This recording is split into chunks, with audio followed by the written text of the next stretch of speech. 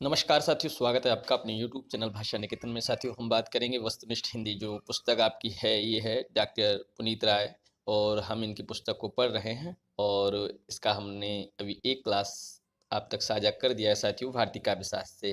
तो आप इस क्लास को देख रहे हैं तो चाहेंगे इससे पहले आप पहला वाला आप क्लास ज़रूर देखें, ताकि आपको आगे की चीज़ें समझ में आ जाएँ। तो साथियों, चलिए वीडियो शुरू करेंगे। और वीडियो शुरू करने से पहले चाहेंगे कि आप हमारे चैनल पर नए हैं तो प्लीज़ चैनल को सब्सक्राइब जरूर करें। तो साथियों, ये पॉइंट कुछ हैं, ये हम पढ़ चुके हैं। और साथियों, आज हम शुरू करेंगे वक्रोक्ति संप्रदाय को। वक्रोक्ति संप्रदाय से हम आज क्लास शुरू कर रहे हैं। तो चलिएगा, देखते हैं पहला बिंदु। वक्रोक्ति संप्रदाय के प्रतिष्ठापरक आचार्य हैं कुंतक। वक्रोक्ति जीवितम नामक ग्रंथ की रचना कर वक्रोक्ति सिद्धांत का प्रवर्तन किस आचार्य ने किया? कुंतक ने। वक्रोक्ति को काव्य की आत्मा किस आचार्य ने घोषित किया है? तो साथियों, कुंतक। उभावेत्ता वलंकार्यो तयो पुनरलंकृति वक्रोक्तिरेव वैदग्धिभंगी वणिति रुच्यते। किस आचार्य का कथन है? तो कुंतक का। वक्रोक्ति का सर्वप्रथम शास्त्रीय विवेचन करने वाले आचार्य हैं भामा। और भामा के अनुसार वक्रोक्ति का मूल तत्व शब्द अर्थ की वक्रता या चमत्कार। भामा ने अलंकार को काव्य का सर्वस्व मानते हुए वक्रोक्ति को उसके प्राण स्वीकार किए हैं। वक्रोक्ति को अलंकार का मूल मानते हुए किस आचार्य ने समस्त वागम्य को दो भागों में स्वभावोक्ति एवं वक्रोक्ति किया है? तो साथियों, दंडी। वक्रोक्ति शब्देन उपमादयः संकीर्ण पर्यंता अलंकारा उच्यन्ते किस आचार्य का कथन है? तो साथियों, दंडी। वक्रोक्ति और अतिशयोक्ति को पर्याय मानने वाले आचार्य भामा और दंडी हैं। सादृश्यालक्षणा वक्रोक्तिया सादृश्य के ऊपर आश्रित लक्षणा वक्रोक्ति है। कथन किसका है? तो साथियों, वामन का है। देखिए, रुद्रट ने वक्रोक्ति को किस रूप में वर्णित किया है? शब्दालंकार के रूप में। रुद्रट ने वक्रोक्ति के कितने भेद किए हैं? तो साथियों, दो हैं। काकु वक्रोक्ति, श्लेष वक्रोक्ति। भोज ने वागम्य को कितने भागों में विभक्त किया है? तीन। वक्रोक्ति, रसोक्ति और स्वभावोक्ति। आचार्य कुंतक के अनुसार वक्रोक्ति के कितने भेद हैं? तो 6। वर्ण विन्यास वक्रता, पद पूर्वार्ध वक्रता, पद परार्ध वक्रता, वाक्य वक्रता, प्रकरण वक्रता, प्रबंध वक्रता। वक्रोक्ति सिद्धांत की महत्वपूर्ण उपलब्धि कलावाद की प्रतिष्ठा है। भारतीय काव्यलोचन के इतिहास में सर्वप्रथम कलावाद की प्रतिष्ठा किस सिद्धांत के द्वारा हुई? तो वक्रोक्ति मत के द्वारा। वक्रोक्ति सिद्धांत की दुर्बलता है काव्य के बाह्य सौंदर्य या कथन की भंगिमा पर बल देने के कारण इसमें आत्म तत्व का अभाव है, और रस को वक्रोक्ति का अंग मानकर उसका महत्व कम कर देना। कवहा कर्म काव्यम, कवि का कर्म ही काव्य है। कथन किसका है? कुंतक का। सालंकारस्य काव्यतः, सालंकार शब्दार्थ ही काव्यता है। कथन किसका है? कुंतक का। चलिए देखते हैं। शब्दार्थों सहित वक्र कवि व्यापार शालिनी बंधे व्यवस्थितौ काव्यम तद्दिताह्लाद कारिणी। वक्र कवि व्यापार वाले तद्दिदों काव्य मर्मज्ञों के लिए आह्लाद बध में व्यवस्थित शब्द और अर्थ काव्य है। काव्य की यह परिभाषा किस आचार्य ने की है? तो साथियों, कुंतक। वक्रोक्ति प्रतिसिद्धा निधान व्यतिकिणी विचित्रवाभिधा। वक्रोक्ति प्रसिद्ध कथन से भिन्न व्यतिरिक्त विचित्र प्रकार की विधा है। कथन किसका है? तो साथियों, कुंतक का। अब हम साथियों पढ़ेंगे औचित्य संप्रदाय। तो चलिए औचित्य संप्रदाय को शुरू करते हैं। औचित्य विचार चर्चा ग्रंथ किस आचार्य का है? तो क्षेमेंद्र। काव्य शास्त्र में सर्वप्रथम औचित्य शब्द का प्रयोग कन्नौज नरेश यशोबर्मन ने अपने नाटक रामाभ्युदय में किया था। यद्यपि यह नाटक उपलब्ध नहीं है, पर भोज के श्रृंगार प्रकाश में उसका श्लोक उद्धृत मिलता है। औचित्य को काव्यात्मभूत काव्य सिद्धांत के रूप में प्रतिष्ठित करने वाले आचार्य हैं क्षेमेंद्र। उचितम प्राहुराचार्य सदृश्य किल इहस्यत उचितस्य च यो भावस्तदौचित्यम प्रच्छते। जो वस्तु जिसके साथ सादृश्य रखती हो वही उचित है। इसी उचित का जिसमें भाव है वह औचित्य है। कथन किसका है? तो साथियों क्षेमेंद्र का। औचित्यस्य चमत्कार कारणेश्चारु चर्वणे रस जीवित भूतस्य विचारः क्रियते अधुना। औचित्य रस का जीवित या प्राण है और चमत्कारित है। कथन किसका है? क्षेमेंद्र का। क्षेमेंद्र के अनुसार औचित्य के प्रधान भेद कितने हैं? तो साथियों 27 हैं। पद, वाक्य, प्रबंधार्थ, गुण, अलंकार, रस, क्रिया, कारक, लिंग, वचन, विशेषण, उपसर्ग, निबात, काल, देश, कुल, व्रत, तत्व, सत्व, अभिप्राय, स्वभाव, सारसंग्रह, प्रतिभा, अवस्था, विचार, नाम और आशीर्वाद। रस के साथ औचित्य का संबंध स्थापित करने वाले प्रथमाचार्य आनंदवर्धन। क्षेमेंद्र ने रस का प्राण किसे माना है? औचित्य को। औचित्य सिद्धांत को स्वतंत्र काव्य सिद्धांत न मानकर इसे विभिन्न काव्य सिद्धांतों का समन्वय किस आलोचक ने कहा है? आचार्य नंद दुलारे वाजपेयी। तो साथियों हम पढ़ेंगे ध्वनि सिद्धांत को अब। तो ध्वनि सिद्धांत, ध्वनि संप्रदाय के प्रवर्तक आनंदवर्धन है। ध्वन्यालोक ग्रंथ के रचयिता आनंदवर्धन है। वाच्याति अणयनियनि व्यंग्ये ध्वनिस्त काव्य भुत्तमम। वाच्यार्थ से अधिक रमणीय या चमत्कार व्यंग्यार्थ को ध्वनि कहते हैं। कथन किसका है? विश्वनाथ का। चारुत्वोत्कर्ष निबंधना ही वाच्यव्यंग्यो प्राधान्य विवक्षा। जब व्यंग्यार्थ वाच्यार्थ की अपेक्षा अधिक चारुता पादक या उत्कर्ष होता है तब ध्वनि होती है। कथन है आनंदवर्धन। यत्रार्थः शब्दों वा तमर्थ सुपसर्जनीकृत स्वार्थो व्यंकतः काव्य विशेषः स ध्वनिरिति सूरिभि कथितः। जब शब्द अपने अर्थ को या अर्थ स्वयं अपने को गुणीभूत या गौण करके विशेष अर्थ को व्यक्त करें तो उस प्रतीयमान अर्थ को विद्वान ध्वनि कहते हैं। कथन किसका है? आनंदवर्धन का। ध्वनि शब्द का प्राचीनतम प्रयोग किस ग्रंथ में मिलता है? अर्थवेद में। ध्वन्यालोक की टीका ध्वन्यालोक लोचन किसने लिखी है? अभिनव गुप्त ने। अभिधा के अंतर्गत ही लक्षणा एवं व्यंजना को समाहित कर किस ध्वनि विरोधी आचार्य ने अपने को विचित्र अविधावादी कहा? कुंतक ने। ध्वनि सिद्धांत का प्रादुर्भाव व्याकरण के स्फोट सिद्धांत से हुआ है। स्फोट सिद्धांत से।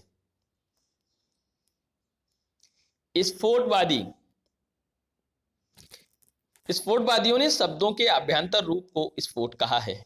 जिससे अर्थ प्रस्फुटित हो वही स्फोट है। ध्वनि स्फोट का बाह्य रूप है। यह संयोग वियोगाभ्याम करुणय रूप जन्यते स स्फोटः शब्दजः शब्दौ ध्वनिरित्युज्यते बुधै। वाक् कारणों के संयोग और वियोग से, खुलने और बंद होने से जो स्फोट उपजनित होता है उसी शब्दज शब्द को विद्वानों ने ध्वनि कहा है। कथन किसका है? भर्तृहरि का। किस आचार्य के अनुसार जो ध्वनि में पदार्थ की प्रतीति कराती है उसे शब्द कहते हैं। अतः ध्वनि ही शब्द है। प्रतीत पदार्थ को लोके ध्वनिय शब्द इत्युच्यते पतंजलि। ध्वनि वाणी के 4 रूपों परा, पश्यन्ती, मध्यमा, बैखरी में से कौन सा रूप है? बैखरी। स्फोट वाणी के 4 रूपों परा, पश्यन्ती, मध्यमा और बैखरी में से कौन सा रूप है? मध्यमा। व्याकरण ने वाक वाणी के कितने प्रकार माने जाते हैं? परा, पश्यन्ती, मध्यमा और बैखरी। आनंदवर्धन का समय है 9वीं शती का मध्य। ध्वन्यालोक 4 उद्योतों में विभक्त है। इसकी रचना कारिका एवं वृत्ति के रूप में हुई है। ध्वन्यालोक पर 2 प्राचीन टीकाएं हैं, लोचन तथा चंद्रिका। लोचन अभिनव गुप्त रचित है और चंद्रिका अज्ञात नाम मानी व्यक्तिकृत। आनंदवर्धन ने व्यंग्यार्थ के तारतम्य के आधार पर काव्य के कितने भेद माने हैं? 3 ध्वनि, गुणी, भूत व्यंग और चित्र। आनंदवर्धन ने ध्वनि के कितने प्रकार किए हैं? 3 वस्तु ध्वनि, अलंकार ध्वनि और रस ध्वनि। आनंदवर्धन ने ध्वनि के 3 प्रकार वस्तु ध्वनि, अलंकार ध्वनि और रस ध्वनि में से किस काव्य के परम तत्व के रूप में मान्यता दी है? तो रस ध्वनि को। अभिनव गुप्त ने ध्वनि के कितने भेद किए हैं? तो यहाँ साथियों आपके 35 भेद माने हैं अभिनव गुप्त ने ध्वनि के। किस आचार्य ने तात्पर्य शक्ति को ध्वनि से अभिन्न मानकर तात्पर्य के अंतर्गत ही ध्वनि का विवेचन करते हुए तात्पर्य के 3 भेद किए हैं? अभिधीयमान, प्रतीयमान, ध्वनि रूप तात्पर्य माने भोजराज। किसने ध्वनि या व्यंग्यार्थ को तात्पर्य से अभिन्न माना है? भोजराज। किस ध्वनिवादी आचार्य को ध्वनि प्रस्थान परमाचार्य के रूप में प्रतिष्ठित किया जाता है? मम्मट। मम्मट ने ध्वनि के शुद्ध भेदों की संख्या कितनी स्वीकार की है? तो साथियों आपके यहाँ 51। पंडित राज जगन्नाथ ने काव्य के कितने भेद किए हैं? 4 उत्तमोत्तम, उत्तम, मध्यम, अधम। आचार्यों ने व्यंग्यार्थ की प्रधानता, गौणता एवं अभाव के आधार काव्य के कितने भेद किए हैं? 3 उत्तम, मध्यम, अधम। हिंदी में ध्वनि के शास्त्रीय स्वरूप का सर्वप्रथम विवेचन किसने किया है? तो चिंतामणि ने। आधुनिक काल के प्रारंभिक समय में सेठ कन्हैया लाल पोद्दार ने काव्य कल्पद्रुम के नामक ग्रंथ की रचना की, जो आगे चलकर रसमंजरी, अलंकार मंजरी के रूप में प्रकाशित हुआ। पंडित रामदहीन मिश्र ने काव्यालोक प्रकाशन काल 1942 तथा काव्य दर्पण नामक ग्रंथ की रचना की। आचार्य विश्वेश्वर रचित ध्वन्यालोक 1950 ईस्वी के हिंदी भाष्य की विस्तृत भूमिका लिखकर किसने ध्वनि सिद्धांत का पुनर्मूल्यांकन किया? डॉक्टर नगीन। प्रमुख ध्वनि विरोधी आचार्य मुकुल भट्ट, प्रतिहारेंद्रराज, भट्टनायक, धनंजय धनिक कुंतक और महिमभट्ट। प्रमुख ध्वनिवादी आचार्य मम्मट, अभिनव गुप्त और पंडित राज जगन्नाथ। अभिधावृत्ति मातृका नामक ग्रंथ की रचना किसने की? मुकुल भट्ट। किस ध्वनि विरोधी आचार्य ने ध्वनि का लक्षणा के अंतर्गत किया है? मुकुल भट्ट। उद्भटकृत काव्यालंकार का सार संग्रह की टीका लघुवृत्ति का प्रणयन किसने किया है? तो प्रतिहारेंद्रराज। किस ध्वनि विरोधी आचार्य ने ध्वनि सिद्धांत का खंडन करते हुए इसका अंतर्भाव अलंकार में किया है? तो प्रतिहारेंद्रराज। हृदय दर्पण नामक ग्रंथ की रचना किसने की है? तो भट्टनायक ने। धनंजय रचित 10 रूपक की टीका अवलोक के रचयिता कौन है? तो धनिक। किस ध्वनि विरोधी आचार्य ने तात्पर्य शक्ति में ध्वनि का अंतर्भाव सिद्ध किया है? तो धनंजय धनिक। किस ध्वनि विरोधी आचार्य ने व्यंजना का अंतर्भाव अभिधा में किया है? कुंतक ने। व्यक्ति विवेक के रचयिता कौन है? तो साथियों व्यक्ति विवेक के रचयिता महिमभट्ट। किस ध्वनि विरोधी आचार्य ने अनुमति में ध्वनि के समस्त भेदों का अंतर्भाव सिद्ध करने का प्रयास किया है? तो महिमभट्ट ने। हिंदी वक्रोक्ति जीवित की भूमिका किसने लिखी है? डॉक्टर नगेंद्र ने। अनुमानवादी आचार्य कौन है? महिमभट्ट हैं। रुय्यक के अलंकार सर्वस्व का टीका विमर्शनी टीका में जयरथ ने ध्वनि विरोधी कितने मतों का उल्लेख किया है? आपके 12। आनंदवर्धन ने ध्वनि विरोधी 3 मतों का उल्लेख किया है, अभाववादी, भक्तिवादी, अलक्षणीयतावादी या अनिर्वचनीयतावादी। इनमें से अभाववादी को विपर्यमूलक, भक्तिवादी को संदेहमूलक तथा अलक्षणीयवादी को अज्ञान मूलक कहा है। किस ध्वनि विरोधी मत में ध्वन्यमान अर्थ ध्वनि को लक्षणा गौणी वृत्ति से प्रतीत होने वाला गौण या भाक्त कहा है? भक्तिवाद। अब साथियों पढ़ते हैं रस संप्रदाय।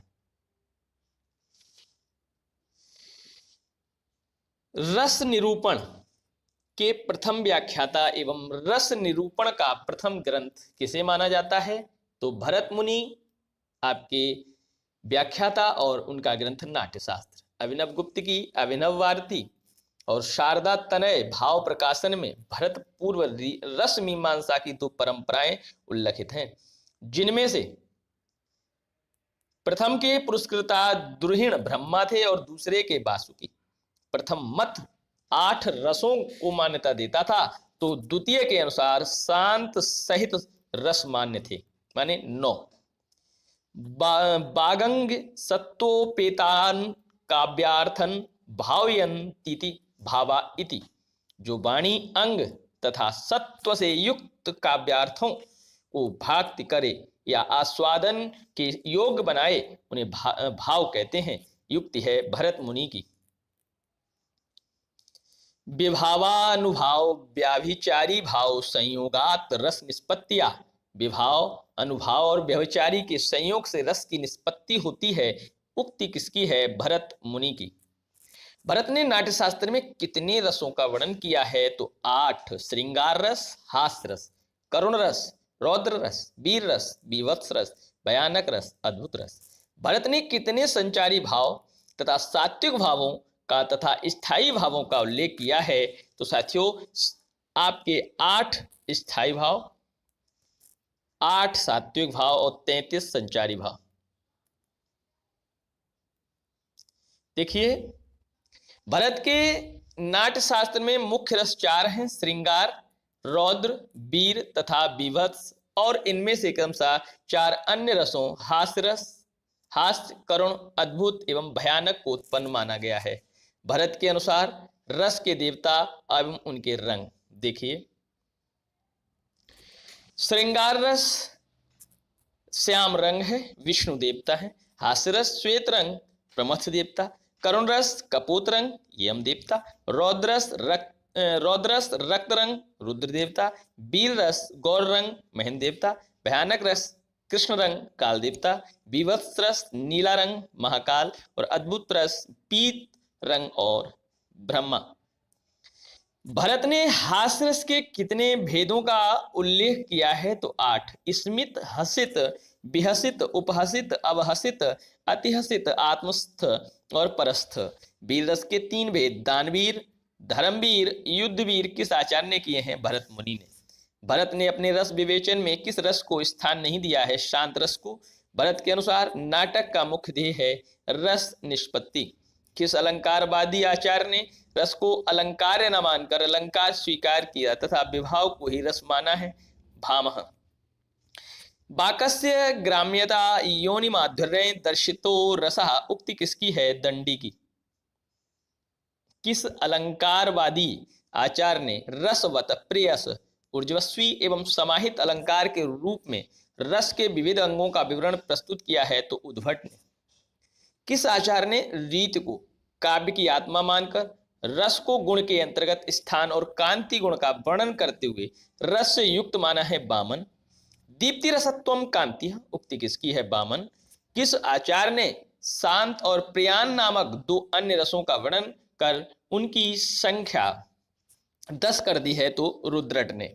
किस अलंकारवादी आचार्य ने रस को अलंकार की दासता से मुक्त कर उसे स्वतंत्र अस्तित्व प्रदान किया? रुद्रट ने। किस आचार्य ने सर्वप्रथम रीतियों एवं वृत्तियों के रसानुकूल प्रयोग पर बल देकर रस सिद्धांत के इतिहास में सर्वप्रथम नूतन तथा तथ्य प्रस्तुत किया? तो रुद्रट ने। किस आचार्य ने श्रृंगार के संभोग और विप्रलंब प्रकार के अतिरिक्त संयोग हो जाएगा यहाँ, तो 2 अन्य नवीन भेदों प्रच्छन्न तथा प्रकाश उल्लेख किया है? रुद्रट। किस आचार्य ने विप्रलंब श्रृंगार के 4 भेदों प्रथमानुराग, भान, प्रवास तथा करुण का विवेचन किया है? रुद्रट ने। आचार्य रुद्रट ने शांत रस का स्थायी भाव सम्यक ज्ञान को माना।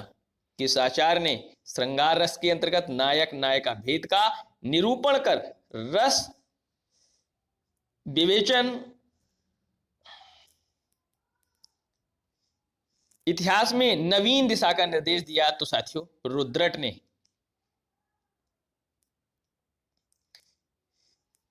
किस आचार्य ने वृत्तियों को रसावस्था अनुसूचक कहा है? तो रुद्रभट्ट ने। रस को ध्वनि के साथ युक्त करने का श्रेय किसे जाता है? आनंदवर्धन को। और किस आचार्य ने काव्य की आत्मा ध्वनि स्वीकार कर ध्वनि का प्राण रस रस ध्वनि को माना है? आनंदवर्धन ने। आनंदवर्धन ने किन रसों को प्रमुखता दी है? श्रृंगार और शांत रस को। विद्वानों ने रस विवेचन का स्वर्णिम युग किस काल को माना है? 850 ईस्वी से 1000 ईस्वी के आसपास तक के काल को। अब देखिए, विभावैरनुभावैश्च सात्विक सात्विक वैर्य व्यभिचारी भी आनीयमानः स्वादित्व स्थायी भावो रसः मृतः। विभाव, अनुभाव, सात्विक और व्यभिचारी भावों द्वारा स्थायी भाव जब आस्वादन के योग बने तो उसे रस कहते हैं। कथन है धनंजय का। काव्य और रस में भाव भाव्य भावक संबंध की स्थापना किसने की है? धनंजय और धनिक ने। किस आचार्य ने श्रृंगार को एकमात्र सार्वभौम रस के रूप में मान्यता प्रदान की है? भोज ने। किस आचार्य ने वागम्य को 3 भागों वक्रोक्ति, रसोक्ति, स्वभावोक्ति विभक्त कर रसोक्ति को साहित्य का सर्वोत्कृष्ट रूप माना? भोज ने। किस आचार्य ने प्रेयस, शांत, उदात्त और उद्धत नामक 4 नवीन रसों के उद्भावना कर रसों की संख्या 12 कर दी? भोज ने। भोज ने 12 रसों का विवेचन किया है, जिसमें 4 नवीन है, प्रेयस, शांत, उदात्त एवं उद्धत। इनके स्थायी भाव क्रमशः स्नेह, धृति, तत्वाभिनी, वेशिनी, मति एवं गर्व हैं। उन्होंने शांत रस के पूर्व स्वीकृत स्थायी भाव शम को धृति का ही एक रूप माना है। भोज ने रस का मूल किसे माना? अहंकार को। किस आचार्य के अनुसार अहंकार ही विभाव तथा भावों के द्वारा आनंद के रूप में परिणत होकर रसत्व ग्रहण करता है और वह अहंकार अन्य कुछ नहीं श्रृंगार ही है? भोज का कथन है। रस से ही भावों की उत्पत्ति होती है। इस मत की स्थापना किस आचार्य ने की है? भोज ने। किस आचार्य ने स्थायी तथा व्यभिचारी भावों के पारस्परिक भेद को अमान्य सिद्ध कर यह घोषित किया कि सामान्यतः सभी भाव स्थायी भाव या व्यभिचारी हो सकते हैं? भोज। किस आचार्य ने रस को काव्य का सकल प्रयोजन मौलिक भूत स्वीकार कर भी उसे ध्वनि के एक भेद असंलक्ष्य क्रम व्यंग ध्वनि के अंतर्गत स्थान दिया? मम्मट ने। बाग वैदग्ध्य प्रधानोपि रस एपात्र जीवितम उक्ति किसकी है? अग्निपुराण काल की है। और नाट्य दर्पण किन 2 लेखकों की सम्मिलित कृति है? रामचंद्र और गुणचंद्र। किस ग्रंथ में लौल्य, स्नेह, व्यसन, सुख तथा दुख नामक नवीन रसों की कल्पना की गई तथा क्षुत, तृष्णा, मैत्री, मुदिता, श्रद्धा, दया, उपेक्षा, रति, संतोष, क्षमा, मार्दव, आर्जव, दाक्षिण्य नामक नवीन संचारणियों का वर्णन किया है? रामचंद्र गुणचंद्र कृत नाट्य दर्पण में।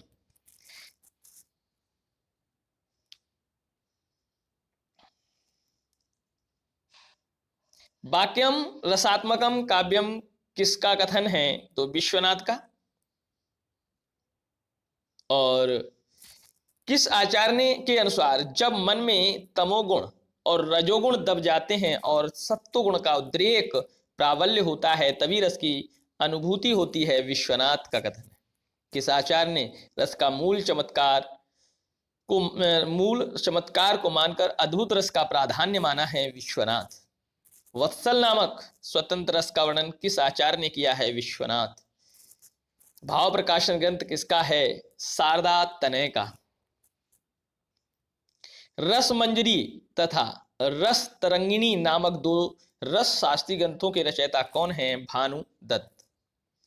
माया रस नामक एक नवीन रस, जृंभा नामक नवीन सात्विक भाव एवं छल नामक नवीन संचारी का वर्णन किसने किया है? भानुदत्त ने।